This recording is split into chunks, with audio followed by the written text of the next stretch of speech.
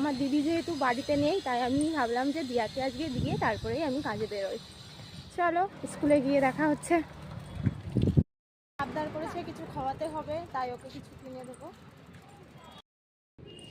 পরোটার শ কত করে? 12 টাকা। আমাকে 20 টাকা দাও তো।